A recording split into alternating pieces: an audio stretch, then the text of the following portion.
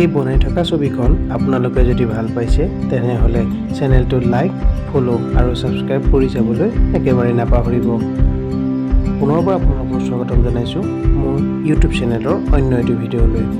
আহক আমি আজিৰ ভিডিঅ'টো উপভোগ কৰোঁ।